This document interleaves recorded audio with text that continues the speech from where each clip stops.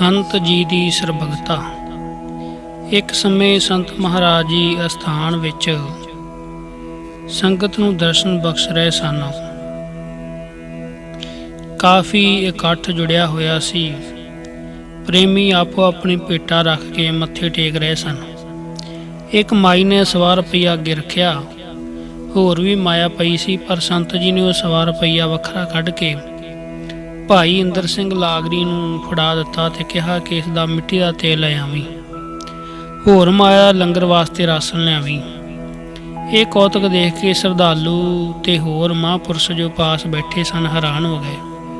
ਬਾਬਾ ਬਿਸ਼ਨ ਸਿੰਘ ਦੇ ਪੁੱਛਣ ਤੇ ਮਹਾਂਪੁਰਖਾਂ ਨੇ ਉੱਤਰ ਦਿੱਤਾ ਕਿ ਇਹ ਮਾਇਆ ਜੋ ਇਸ ਮਾਈ ਨੇ ਭੇਟਾ ਕੀਤੀ ਹੈ, ਇਹ ਚੰਗੀ ਨਹੀਂ। ਇਸ ਨੂੰ ਖਾ ਕੇ ਸਾਧੂਆਂ ਦੇ ਮਨ ਮੈਲੇ ਹੋ ਜਾਣਗੇ। ਪਾਪ ਦੀ ਪੂੰਜੀ ਨੂੰ ਮਿੱਟੀ ਦਾ ਤੇਲ ਮੰਗਵਾ ਕੇ ਫੂਕ ਦੇਵਾਂਗੇ। ਜੈਸਾ ਅੰਨ ਤੈਸਾ ਮਨ। ਸ਼ੁੱਧ ਅੰਨ ਦੇ ਖਾਣ ਕਰਕੇ ਮਨ ਸਿਮਰਨ ਵਿੱਚ ਜੁੜਦਾ ਹੈ। ਪਾਪ ਦਾ ਅੰਨ ਮਨ ਨੂੰ ਮੈਲਾ ਕਰਦਾ ਹੈ। ਪੰਜਾਂ ਤੱਤਾਂ ਦੀ ਸਾਂਝੀ ਸਤੋ ਅੰਸ਼ ਤੋਂ ਅੰਤਸ਼ਕਰਨ ਦੀ ਪੈਦਾਸ਼ ਹੁੰਦੀ ਹੈ। ਹੰਕਾਰੀ ਜੋਗੀ ਦਾ ਮਾਣ ਦੂਰ ਕੀਤਾ। ਸੰਤ ਜੀ ਮਹਾਰਾਜ ਹਮੇਸ਼ਾ ਕਾਨਿਆਂ ਦੀ ਛੱਪਰੀ ਵਿੱਚ ਹੀ ਰਿਹਾਇਸ਼ ਰੱਖਦੇ ਸਨ। ਪੱਕੇ ਮਕਾਨ ਨਹੀਂ ਸਨ ਬਣਾਉਂਦੇ। ਨਿਵਰਤੀ ਤੇ ਬਹੁਤ ਖੁਸ਼ ਸਨ।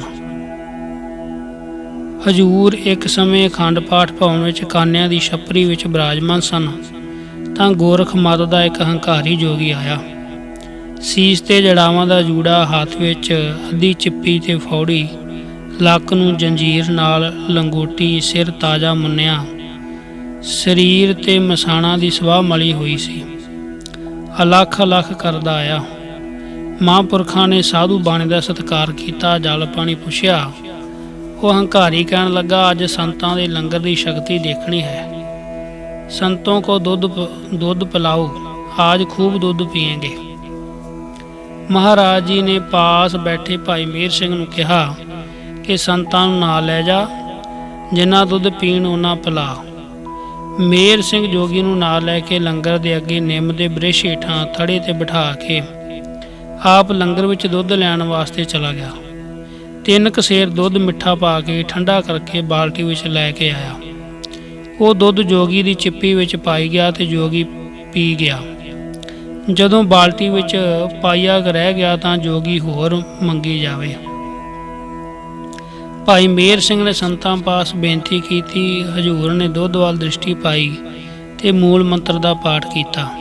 ਫੇਰ ਕਿਹਾ, ਲੈ ਜਾ, ਦੁੱਧ ਵੱਲ ਵੇਖਣਾ ਨਹੀਂ, ਜਿਤਨਾ ਜੋਗੀ ਪੀਵੇ ਪਿਲਾ ਦੇ, ਮੁੱਕਦਾ ਨਹੀਂ। ਆਪ ਮੂਲ ਮੰਤਰ ਦਾ ਪਾਠ ਕਰਦਾ ਰਹੀ। ਭਾਈ ਮੇਹਰ ਸਿੰਘ ਨੇ ਸੰਤਾਂ ਦਾ ਬਚਨ ਮੰਨ ਕੇ ਜੋਗੀ ਨੂੰ 19 ਖੱਪਰ ਦੁੱਧ ਦੇ ਪਿਲਾ ਦਿੱਤੇ। ਇੱਕ ਖੱਪਰ ਵਿੱਚ 1.5 ਸਿਰ ਦੁੱਧ ਪੈਂਦਾ ਸੀ। ਸਾਧ ਨੇ ਕੋਈ ਨਸ਼ੇ ਵਾਲੀ ਚੀਜ਼ ਖਾਧੀ ਸੀ ਜਾਂ ਕਿਸੇ ਮੰਤਰ ਨੂੰ ਸਿੱਧ ਕੀਤਾ ਸੀ। ਇਤਨਾ ਦੁੱਧ ਪੀ ਕੇ ਪਚਾ ਨਾ ਸਕਿਆ ਤੇ ਲੱਗਾ ਧਰਤੀ ਤੇ ਲੇਟਣ ਅਤੇ ਸੰਤਾਂ ਪਾਸ ਅਰਜ਼ ਕੀਤੀ, ਮਹਾਰਾਜ ਮੇਰੇ ਤੇ ਕਿਰਪਾ ਕਰੋ, ਮੈਂ ਤਾਂ ਤੁਹਾਡੀ ਪ੍ਰੀਖਿਆ ਲੈਣ ਆਇਆ ਸੀ, ਮੈਂ ਬੜਾ ਦੁਖੀ ਹਾਂ। ਸੰਤ ਜੀ ਹੱਸ ਕੇ ਬੋਲੇ, ਅੱਗੇ ਵਾਸਤੇ ਕਿਸੇ ਸਾਧੂ ਦੀ ਪ੍ਰੀਖਿਆ ਨਹੀਂ ਕਰਨੀ, ਜਿੰਨੀ ਹੋ ਸਕੇ ਸੇਵਾ ਕਰਨੀ ਹੈ। ਸਾਧੂਆਂ ਦਾ ਅੰਤ ਨਹੀਂ ਲਈਦਾ। ਗੁਰੂ ਨਾਨਕ ਦੇ ਘਰ ਵਿੱਚ ਬੇਅੰਤ ਗੁੱਝੇ ਲਾਲ ਹਨ। ਜਾ ਚੋ ਵਿੱਚ ਸਿੱਧ ਆਸਣ ਲਾ ਲੈ, ਦੁੱਧ ਹਜਮ ਹੋ ਜਾਵੇਗਾ। ਇਸ ਤਰ੍ਹਾਂ ਇੱਕ ਹੋਰ ਮੁਸਲਮਾਨੀ ਮਤ ਦਾ ਹੰਕਾਰੀ ਫਕੀਰ ਆਇਆ ਅਤੇ ਕਹਿਣ ਲੱਗਾ, ਸ਼ਕਤੀ ਵੀ ਹੈ ਕਿ ਕੰਮ ਤੋਂ ਡਰਦਿਆਂ ਘਰ ਬਾਹਰ ਛੱਡਿਆ ਹੈ, ਜੇ ਕਰਾਮਾਤ ਹੈ ਤਾਂ ਦਿਖਾ। ਸੰਤ ਜੀ ਕਹਿਣ ਲੱਗੇ, ਫਕੀਰ ਜੀ, ਗੁਰੂ ਘਰ ਵਿੱਚ ਅਨੇਕਾਂ ਸ਼ਕਤੀਆਂ ਦਾ ਭੰਡਾਰਾ ਹੈ, ਪਰ ਦਿਖਾਉਣ ਦੀ ਆਗਿਆ ਨਹੀਂ। ਕਰਾਮਾਤ ਕਹਿਰ ਦਾ ਨਾਮ ਹੈ, ਕਿਸੇ ਨੂੰ ਦਿਖਾਣਾ ਨਹੀਂ। ਇਹੀ ਸਭ ਤੋਂ ਵੱਡੀ ਕਰਾਮਾਤ ਹੈ। ਸਾਧੂ ਕਿਸੇ ਤੇ ਕਹਿਰ ਨਹੀਂ ਕਰਦਾ ਅਤੇ ਦੂਜਿਆਂ ਤੋਂ ਸਰੀਰ ਤੇ ਦੁੱਖ ਤਸੀਹੇ ਸਹਿ ਕੇ ਵੀ ਕਰਾਮਾਤ ਨਹੀਂ ਦਿਖਾਉਂਦਾ। ਗੁਰੂ ਕਲਗੀਧਰ ਪਾਤਸ਼ਾਹ ਦਾ ਬਚਨ ਹੈ, ਨਾਟਕ ਚੇਟਕ ਕੀਏ ਕੋ ਕਾਜਾ, ਪ੍ਰਭ ਲੋਗਨ ਕਹਿਆਵਤ ਲਾਜਾ। ਇਹ ਬਹੁਤ ਚੰਮ ਲੱਗਿਆ ਤੇ ਕਹਿਣ ਲੱਗਾ, ਜੇ ਸ਼ਕਤੀ ਨਹੀਂ ਦਿਖਾਉਂਦੇ ਤਾਂ ਸਾਧ ਕਿਸ ਵਾਸਤੇ ਬਣੇ ਹੋ? ਦੇਖੋ ਮੇਰੇ ਨਾਲ ਬਾਹਰ ਚੱਲ ਕੇ ਮੇਰੀ ਕਰਾਮਾਤ ਦੇਖੋ। ਸੰਤ ਇਸ਼ਨਾਨ ਕਰਕੇ ਬਾਹਰ ਆ ਗਏ। ਜੰਗਲ ਵਿੱਚ ਇੱਕ ਪੁਰਾਣਾ ਮੱਠ ਸੀ। ਇਹ ਸੰਤਾਂ ਨੂੰ ਉੱਥੇ ਲੈ ਗਿਆ ਤੇ ਮੰਤਰ ਜੰਤਰ ਪੜ੍ਹਨ ਲੱਗਾ। ਤਾਂ ਉਸ ਸਮੇਂ ਇੱਕ ਪ੍ਰੇਤ ਪ੍ਰਗਟ ਹੋ ਗਿਆ ਤੇ ਇਸ ਦੇ ਵਸ ਵਿੱਚ ਸੀ। ਉਹ ਪ੍ਰੇਤ ਲੱਗਾ ਭੜਥੂ ਪਾਉਣ ਅਤੇ ਸੰਤਾਂ ਨੂੰ ਮੂੰਹ ਅੱਡ ਕੇ ਡਰਾਉਣ। ਹਜ਼ੂਰ ਅਡੋਲ ਹੀ ਬੈਠੇ ਰਹੇ। ਫਿਰ ਸੋਚਿਆ ਕਿ ਜੇਕਰ ਆਪ ਚੁੱਪ ਰਹੇ ਤਾਂ ਇਹ ਗੁਰੂ ਨਾਨਕ ਦੇ ਘਰ ਦੀ ਨਿੰਦਾ ਕਰੇਗਾ ਕਿ ਇਹਨਾਂ ਵਿੱਚ ਕਰਮਾਤ ਹੈ ਨਹੀਂ। ਹਜ਼ੂਰ ਨੇ ਤਾੜ ਕੇ ਫਕੀਰ ਵੱਲ ਤੱਕਿਆ। ਉਹ ਥਰ ਥਰ ਕੰਬਣ ਲੱਗ ਪਿਆ। 84 ਸਿੱਧ, 52 ਵੀਰ, 64 ਜੋਗਣੀਆਂ, ਗੁਪਤ ਪ੍ਰਗਟ ਰੂਹਾਂ ਸਭ ਇਹਦੇ ਅੱਗੇ ਅੱਗੇ ਦਿਸਣ ਲੱਗੀਆਂ। ਬੜਾ ਘਿਆ ਕੇ ਬੋਲਿਆ, ਮਹਾਰਾਜ ਮੈਂ ਭੁੱਲ ਗਿਆ, ਆਪ ਕਿਰਪਾ ਕਰਕੇ ਇਸ ਮਾਇਆ ਨੂੰ ਸੰਕੋਚੋ। ਫਿਰ ਹਜ਼ੂਰ ਨੇ ਫਕੀਰੀ ਬਾਣੀ ਦਾ ਸਤਿਕਾਰ ਰੱਖਦਿਆਂ ਉਹਨਾਂ ਵੀਰਾਂ ਤੇ ਜੋਗਣੀਆਂ ਤੋਂ ਬਚਾ ਲਿਆ, ਪਰ ਉਹ ਬਹੁਤ ਹੀ ਡਰ ਗਿਆ। ਚਰਨੀ ਹੀ ਪਈ ਜਾਵੇ ਕਿ ਅੱਗੇ ਤੋਂ ਕਦੇ ਗੁਰੂ ਨਾਨਕ ਸਾਹਿਬ ਦੇ ਘਰ ਨੂੰ ਵੰਗਾਰੇਗਾ ਨਹੀਂ। ਗੁਰੂ ਘਰ ਬਖਸ਼ਿੰਦ ਤਾਂ ਸਦਾ ਹੈ, ਸੋ ਮਹਾਰਾਜ ਜੀ ਨੇ ਉਸ ਨੂੰ ਬਖਸ਼ ਦਿੱਤਾ। ਡਾਕੂਆਂ ਤੋਂ ਰੱਖਿਆ ਕਰਨੀ। ਬੀਬੀ ਦੀ ਪੰਡੋਰੀ ਦਾ ਵੀਰ ਸਿੰਘ ਮਿਸਤਰੀ ਆਪਣੇ ਕੰਮਕਾਜ ਵਾਸਤੇ ਕੋਟੇ ਪੁੱਜਾ, ਜੋ ਹੁਣ ਪਾਕਿਸਤਾਨ ਵਿੱਚ ਹੈ। ਕਈ ਸਾਲ ਕੰਮ ਕਰਦਾ ਰਿਹਾ, ਕਾਫੀ ਪੈਸਾ ਜਮ੍ਹਾਂ ਹੋ ਗਿਆ। ਦੇਸ਼ ਆਉਣ ਦੀ ਵਿਚਾਰ ਕੀਤੀ। ਸੰਤਾਂ ਦਾ ਬੜਾ ਪ੍ਰੇਮੀ ਸੀ। ਅਰਦਾਸ ਕਰਕੇ ਤੁਰ ਪਿਆ। ਜਦ ਜਲੰਧਰ ਆਇਆ ਤਾਂ ਉੱਥੋਂ ਹੁਸ਼ਿਆਰਪੁਰ ਜਾਣ ਵਾਸਤੇ ਨਸਰਾਲੇ ਸਟੇਸ਼ਨ ਦੀ ਟਿਕਟ ਲਈ। ਨਸਰਾਲੇ ਪਹੁੰਚਦਿਆਂ ਨੂੰ ਕਾਫੀ ਹਨੇਰਾ ਹੋ ਗਿਆ। ਸਿਰ ਤੇ ਟਰੰਕ ਤੇ ਹੱਥ ਵਿੱਚ ਇੱਕ ਸਮਾਨ ਦਾ ਭਰਿਆ ਝੋਲਾ ਸੀ। 4 ਮੀਲ ਸੰਘਣੀ ਉਜਾੜ ਸੀ। ਇਸ ਜਗ੍ਹਾ ਪਹਿਲਾਂ ਵੀ ਕਈ ਵਾਰਦਾਤਾਂ ਹੋਈਆਂ ਸਨ। ਰਾਤ ਦੀ ਪੈਸੰਜਰ ਗੱਡੀ ਤੋਂ ਉਤਰ ਕੇ ਆਉਂਦੇ ਮੁਸਾਫਰਾਂ ਨੂੰ ਡਾਕੂ ਲੁਟੇਰੇ ਲੁੱਟ ਲੈਂਦੇ ਸਨ। ਇਸ ਦਾ ਮਨ ਵੀ ਭੈ ਭੀਤ ਹੋਇਆ। ਮਨ ਵਿੱਚ ਸੰਤਾਂ ਨੂੰ ਯਾਦ ਕੀਤਾ। ਹੇ ਮਹਾਂਪੁਰਖੋ, ਜਿਵੇਂ ਆਪਣਿਆਂ ਦੀ ਬ੍ਰਹਮ ਗਿਆਨੀ ਸੰਤ ਬਾਬਾ ਕਰਮ ਸਿੰਘ ਸਾਹਿਬ ਜੀ ਪਠਾਣਾ ਤੋਂ ਰੱਖਿਆ ਕਰਦੇ ਸਨ, ਉਸੇ ਤਰ੍ਹਾਂ ਹੁਣ ਮੈਨੂੰ ਵੀ ਤੁਹਾਡੇ ਬਿਨਾਂ ਇਸ ਭਿਆਨਕ ਜੰਗਲ ਵਿੱਚ ਹੋਰ ਕੋਈ ਆਸਰਾ ਨਹੀਂ, ਬਸ ਤੁਹਾਡਾ ਹੀ ਆਸਰਾ ਹੈ। ਦੁੱਖ ਵਿੱਚ ਮਨ ਵਧੇਰੇ ਇਕਾਗਰ ਹੁੰਦਾ ਹੈ, ਸੋ ਬਾਰ-ਬਾਰ ਸੰਤਾਂ ਦੇ ਚਰਨਾਂ ਵਿੱਚ ਮਨ ਜੋੜ ਕੇ ਅਰਜ਼ਾਂ ਕੀਤੀਆਂ। ਜਿਤਨੀ ਛੇਤੀ ਸਿੱਖ ਦੀ ਗੁਰੂ ਚਰਨਾਂ ਵਿੱਚ ਅਰਦਾਸ ਪਹੁੰਚਦੀ ਹੈ, ਉਤਨੀ ਛੇਤੀ ਤਾਂ ਟੈਲੀਫੋਨ ਨਾ ਤਾਰ ਤੇ ਨਾ ਵਾਇਰਲੈਸ ਜਾ ਸਕਦੀ ਹੈ। ਪਿਆਰੇ ਦੀ ਬੇਨਤੀ ਸੁਣ ਕੇ ਸੰਤਾਂ ਦਾ ਮਨ ਦਰਵ ਆਇਆ। ਉਸੇ ਵੇਲੇ ਹਜ਼ੂਰ ਆਪਣੇ ਗੜਵਈ ਜਗਤ ਸਿੰਘ ਨੂੰ ਨਾਲ ਲੈ ਕੇ ਨਸਰਾਲੇ ਸਟੇਸ਼ਨ ਵੱਲ ਚੱਲ ਪਏ, ਜਿੱਥੇ ਮਿਸਤਰੀ ਵੀਰ ਸਿੰਘ ਜੰਗਲ ਦੇ ਘੁੱਪ ਹਨੇਰੇ ਵਿੱਚ ਤੁਰਿਆ ਜਾ ਰਿਹਾ ਸੀ। ਇੱਧਰ ਝਾੜਾਂ 'ਚ ਛੁਪੇ ਲੁਟੇਰੇ ਪੈਰਾਂ ਦੀ ਆਵਾਜ਼ ਸੁਣ ਕੇ ਗਰਜਵੀਂ ਆਵਾਜ਼ ਵਿੱਚ ਬੋਲੇ, ਓਏ ਜਾਣ ਵਾਲਿਆ ਠਹਿਰ ਜਾ, ਜੋ ਕੁਝ ਤੇਰੇ ਪਾਸ ਹੈ ਇੱਥੇ ਰੱਖ ਦੇ। ਆਵਾਜ਼ ਵੀ ਭਿਆਨਕ, ਸਰੀਰ ਵੀ ਇਕੱਲਾ, ਜੰਗਲ ਦਾ ਮਾਮਲਾ। ਰਾਤ ਦਾ ਸਮਾਂ। ਵੀਰ ਸਿੰਘ ਦੇ ਪੈਰਾਂ ਹੇਠੋਂ ਜ਼ਮੀਨ ਨਿਕਲ ਗਈ। ਲੱਤਾਂ ਕੰਬਣ ਲੱਗ ਪਈਆਂ। ਨੀਮ ਜਿਹੀ ਬੇਹੋਸ਼ੀ ਵਿੱਚ ਸੰਤਾਂ ਨੂੰ ਯਾਦ ਕਰਦਾ ਉਨੀ ਪੈਰੀ ਖੜੋ ਗਿਆ। 3 ਲੁਟੇਰੇ ਵੀ ਸਿਰ ਤੇ ਆ ਖੜਵੇ ਹੋਏ। ਇਹਨੇ ਨੂੰ ਰੋਸ਼ਨੀ ਦਾ ਝਲਕਾਰਾ ਪਿਆ। ਮਹਾਂਪੁਰਖ ਵੀ ਸਹਾਇਤਾ ਵਾਸਤੇ ਪਹੁੰਚ ਗਏ। ਅਜੀਬ ਦ੍ਰਿਸ਼ ਸੀ। ਇਸਦੇ ਨੇਤਰ ਬੰਦ ਸਨ। ਸੰਤਾਂ ਦੇ ਸਰੂਪ ਦਾ ਧਿਆਨ ਧਾਰਨ ਕੀਤਾ ਹੋਇਆ ਸੀ। ਸੰਤ ਜੀ ਨੇ ਪਾਸ ਜਾ ਕੇ ਸਿਰ ਤੇ ਹੱਥ ਰੱਖ ਕੇ ਕਿਹਾ, ਵੀਰ ਸਿੰਘ ਨੇਤਰ ਖੋਲ, ਜਿਸ ਨੂੰ ਯਾਦ ਕਰਦਾ ਸੈਂ ਹੁਣ ਤੇਰੇ ਸਾਹਮਣੇ ਖੜਾ ਹੈ। ਆਵਾਜ਼ ਪਛਾਣ ਕੇ ਨੇਤਰ ਖੋਲੇ। ਮਹਾਰਾਜ ਦੇ ਚਰਨੀ ਡਿੱਗ ਪਿਆ। ਡਾਕੂਆਂ ਨੇ ਵੀ ਦਰਸ਼ਨ ਕਰਕੇ ਹਜ਼ੂਰ ਨੂੰ ਪਛਾਣ ਲਿਆ ਤੇ ਉਹ ਵੀ ਚਰਨੀ ਡਿੱਗ ਪਏ। ਮਾਫੀ ਮੰਗਦੇ ਹੋਏ ਸੰਤਾਂ ਦੇ ਨਾਲ ਹੀ ਆਪਣੇ ਸਾਥੀਆਂ ਸਮੇਤ ਡੇਰੇ ਆਏ। ਸੰਤਾਂ ਨੇ ਡੇਰੇ ਆ ਕੇ ਉਪਦੇਸ਼ ਦਿੱਤਾ ਤੇ ਮਹਾਰਾਜ ਦਾ ਮੁੱਖ ਵਾਕ ਅਰਥ ਕਰਕੇ ਸੁਣਾਇਆ। ਧਨਾਸਰੀ ਮਹੱਲਾ ਪਹਿਲਾ। ਚੋਰ ਸਲਾਹੇ ਚੀਤ ਨਾ ਭੀਜੈ, ਜੇ ਬਦੀ ਕਰੇ ਤਾਂ ਤਸੂ ਨਾ ਸੀਜੈ। ਚੋਰ ਕੀ ਹਾਮਾ ਭਰੇ ਨਾ ਕੋਏ, ਚੋਰ ਕੀਆ ਚੰਗਾ ਕਿਉ ਹੋਏ। ਇਤਿਆਦਿਕ ਬਚਨ ਸੁਣ ਕੇ ਡਾਕੂਆਂ ਨੇ ਪਾਤਸ਼ਾਹ ਜੀ ਦੇ ਚਰਨਾਂ 'ਤੇ ਸਿਰ ਰੱਖ ਕੇ ਪ੍ਰਣ ਕੀਤਾ ਕਿ ਉਹ ਸਦਾ ਲਈ ਅੱਗੇ ਤੋਂ ਐਸਾ ਬਦੀ ਵਾਲਾ ਰਸਤਾ ਛੱਡ ਦੇਣਗੇ ਤੇ ਸਦਾ ਲਈ ਧਰਮ ਦੀ ਕਿਰਤ ਕਰਕੇ ਵੰਡ ਛਕਣ ਦਾ ਸੁਨਹਿਰੀ ਸੂਲ ਧਾਰਨ ਕਰਨਗੇ। ਇਸ ਤਰ੍ਹਾਂ ਇੱਕ ਸ਼ਰਧਾਲੂ ਦੀ ਰੱਖਿਆ ਦੇ ਨਾਲ ਨਾਲ ਪੇਸ਼ਾਵਰ ਅਪਰਾਧੀਆਂ ਦਾ ਇੱਕ ਝਲਕੇ ਨਾਲ ਭੈੜਾ ਕਰਮ ਛੁਡਾ ਦਿੱਤਾ। ਪੰਡੋਰੀ ਪਿੰਡ ਦੇ ਸਰਦਾਰ ਹਜ਼ਾਰਾ ਸਿੰਘ ਨੂੰ ਪੁੱਤਰਾਂ ਦੀ ਬਖਸ਼ਿਸ਼। ਇੱਕ ਦਿਨ ਬਾਬਾ ਆਨੰਦ ਸਿੰਘ ਨੇ ਆਪਣੇ ਭਤੀਜੇ ਹਜ਼ਾਰਾ ਸਿੰਘ ਨੂੰ ਉਦਾਸ ਬੈਠਾ ਦੇਖ ਕੇ ਉਦਾਸੀ ਦਾ ਕਾਰਨ ਪੁੱਛਿਆ।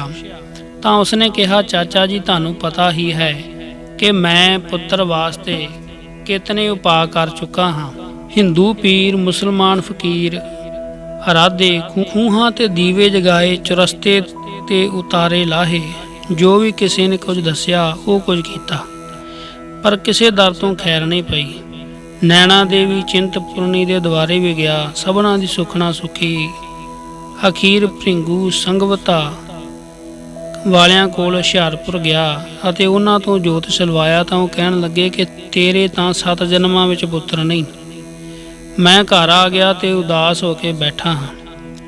ਉਮਰ ਵੀ ਵਡੇਰੀ ਹੋ ਗਈ ਹੈ, ਸਾਰਿਆਂ ਪਾਸਿਆਂ ਤੋਂ ਜਵਾਬ ਮਿਲ ਗਿਆ ਹੈ। ਨੰਦ ਸਿੰਘ ਨੇ ਹਜ਼ਾਰਾ ਸਿੰਘ ਨੂੰ ਧੀਰਜ ਦਿੱਤੀ ਕਿ ਤੂੰ ਉਦਾਸ ਨਾ ਹੋ, ਸ਼ਰਧਾ ਰੱਖ। ਜੋ ਵਾਰਤਾ ਵੇਦਾਂ ਸ਼ਾਸਤਰਾਂ ਵਿੱਚ ਨਹੀਂ ਲਿਖੀ ਹੁੰਦੀ, ਉਹ ਸੰਤਾਂ ਦੀ ਰਚਨਾ ਪਰ ਲਿਖੀ ਹੋਈ ਹੈ।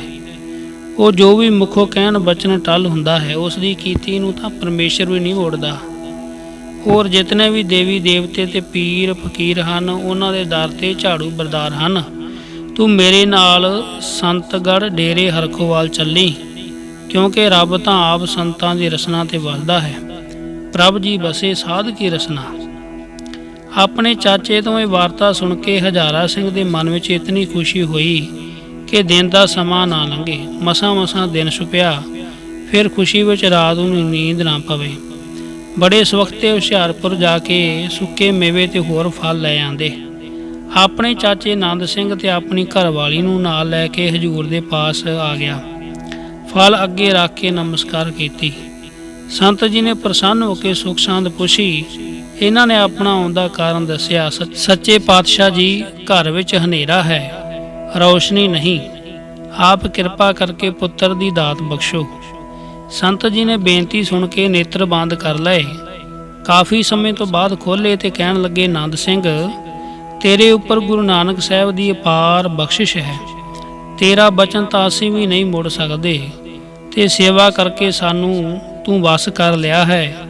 ਅਸੀਂ ਤੇਰੇ ਕਰਕੇ ਗੁਰੂ ਨਾਨਕ ਸਾਹਿਬ ਅੱਗੇ ਅਰਦਾਸ ਕਰਦੇ ਹਾਂ। ਹਜ਼ਾਰਾ ਸਿੰਘ ਦੇ ਘਰ 3 ਬੱਚੇ ਹੋਣਗੇ, 2 ਪੁੱਤਰ ਤੇ 1 ਲੜਕੀ, ਅਤੇ ਨਾਲ ਹੀ 3 ਫਲ ਚੁੱਕ ਕੇ ਬੀਬੀ ਦੀ ਝੋਲੀ ਵਿੱਚ ਪਾ ਦਿੱਤੇ ਤੇ ਕਿਹਾ ਕਿ ਬਾਬਾ ਈਸਰ ਸਿੰਘ ਜੀ ਦੇ ਦਰਸ਼ਨ ਵੀ ਕਰਦੇ ਜਾਓ। ਫਿਰ ਇਹਨਾਂ ਨੇ ਹਜ਼ੂਰ ਨੂੰ ਨਮਸਕਾਰ ਕੀਤੀ। ਬਚਨ ਮੰਨ ਕੇ ਤਿੰਨੇ ਜੀ ਬਾਬਾ ਈਸਰ ਸਿੰਘ ਜੀ ਪਾਸ ਗਏ ਤਾਂ ਉਹ ਦੂਰੋਂ ਹੀ ਉੱਚੀ ਉੱਚੀ ਬੋਲ ਉੱਠੇ ਕਿ ਲੜਕੇ ਤਾਂ ਸੰਤਾਂ ਨੇ ਬਖਸ਼ ਦਿੱਤੇ, ਹੁਣ ਮੇਰੇ ਕੋਲ ਭੇਜ ਦਿੱਤਾ। ਆਪਣੇ ਆਪ ਨੂੰ ਛੁਪਾ ਕੇ ਮੈਨੂੰ ਬਦਨਾਮ ਕਰਦੇ ਹਨ। ਜਦ ਇਹਨਾਂ ਨੇ ਮੱਥਾ ਟੇਕ ਕੇ ਸਿਰ ਉੱਪਰ ਚੁੱਕਿਆ ਤਾਂ ਬਾਬਾ ਜੀ ਨੇ ਪ੍ਰੇਮ ਕੀਤਾ ਤੇ ਪਿਆਰ ਨਾਲ ਕਿਹਾ ਕਿ ਜਾਓ, ਸੰਤਾਂ ਤੇ ਸ਼ਰਧਾ ਰੱਖੋ, ਉਹਨਾਂ ਦੇ ਬਚਨ ਪੂਰੇ ਹੋਣਗੇ। ਹਜ਼ਾਰਾ ਸਿੰਘ ਦੇ ਘਰ 3 ਬੱਚੇ ਹੋਏ, 2 ਲੜਕੇ ਤੇ 1 ਲੜਕੀ। ਇਸ ਤਰ੍ਹਾਂ ਮਹਾਂਪੁਰਖਾਂ ਨੇ ਰੇਖ 'ਚ ਮੇਖ ਮਾਰ ਕੇ ਸ਼ਰਧਾਲੂਆਂ ਨੂੰ ਨਿਹਾਲ ਕੀਤਾ।